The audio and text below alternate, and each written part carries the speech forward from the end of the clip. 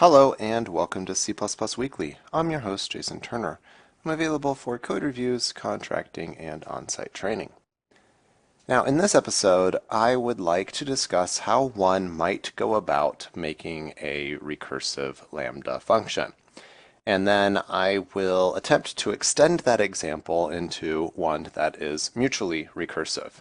So let's just go ahead and start out here, and I'm just going to make these implicitly static variables declared outside of any function. So if I want to make, say, a Fibonacci function, and I'm going to call it fib, but I want to do it as a lambda, and Fibonacci is this kind of, just classical recursive thing. And I have some integer value that I am working from. So that's going to be my input. Now, the classic Fibonacci is something like return Fibonacci minus 1, input minus 1.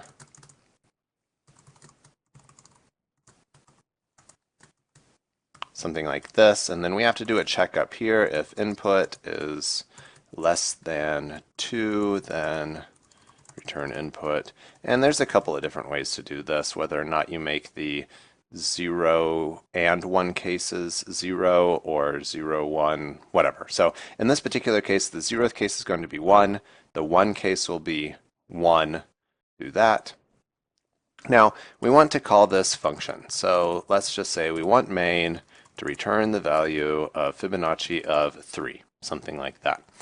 So this isn't compiling, and it's not compiling for an obvious reason, and the obvious reason is that we don't have access to this name right here. We've just declared a function, object, basically, our lambda here, and it doesn't have access to this name. It has no way of calling itself because this name hasn't been created yet until after this function has been defined. So we have no way to call it in a lambda.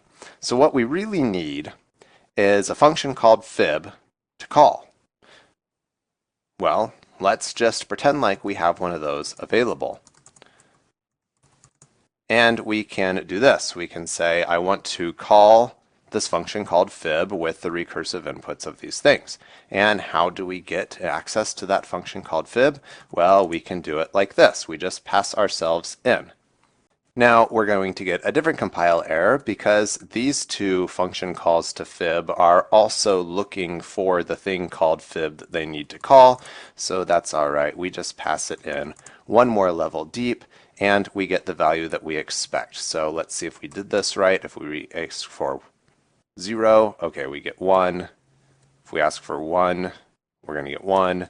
If we get 2, then we're going to get 2, and 3 should be 3, and then 4 should be 5. Okay, very good. That's doing what we want it to do. It works as expected. Now, this seems a little silly, perhaps, that you have to pass this thing in here when we're actually calling it right here. So one option that we could do is we want to create this thing called fib, but let's make this one called fib underscore. And then here, we can make the actual function called fib for our Fibonacci that we want.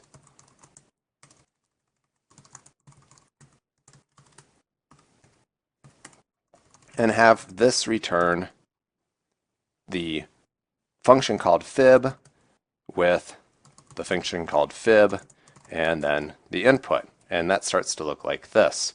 And now here, we have something that is callable and makes at least some sense. Now we also have this fib underscore variable that seems a little unnecessary to have hanging out here.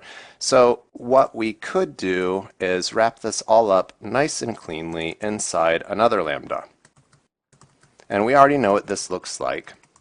It's going to accept an input. We're going to call this fib. We're going to create this inside of here.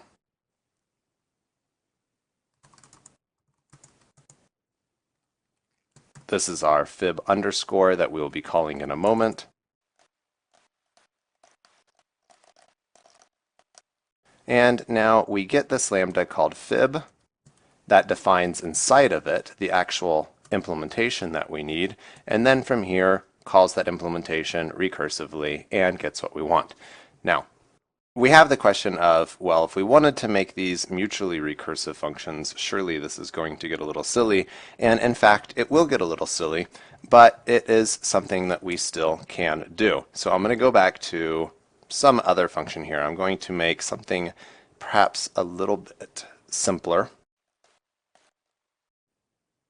So we're going to have this function called f1, and if the value is less than 2, we're going to leave that the same. We'll just return 1. Otherwise, we will return a function called f2 with its input minus 1. So something something that we know that we want it to eventually converge. That's kind of important here. And since I am completely making this up on the fly right now, I have no idea how it'll go, but we will see.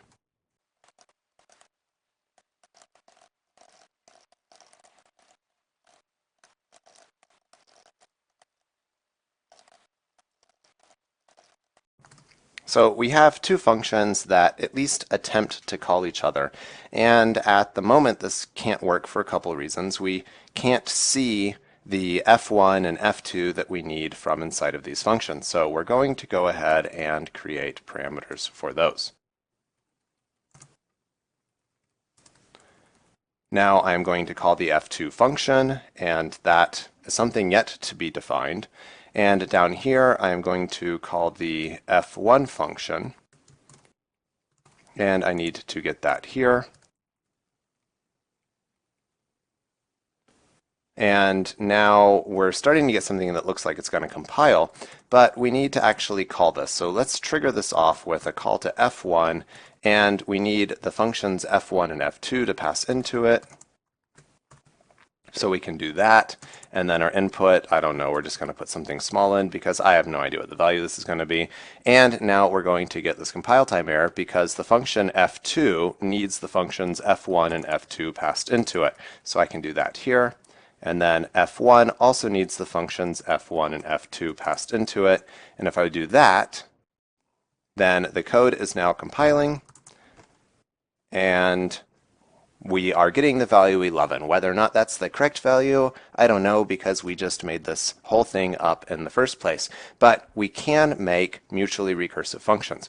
And if we were to continue this way that we had gone with the last example, then our auto f1 is going to be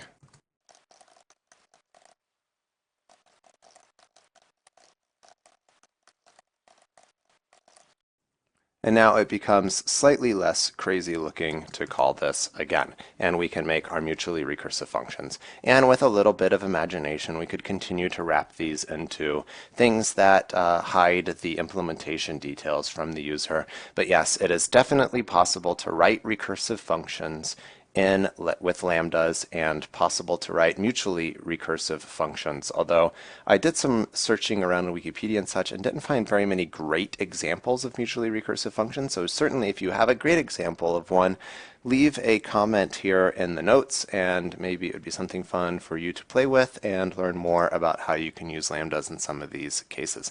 Although I am not suggesting this is actually a good use of lambdas, just for the record, because it is quite easy actually to just define these as regular free functions. That would be considerably less work. This is just a this is possible kind of episode. So thanks for watching, and I hope you enjoyed this episode of C++ Weekly.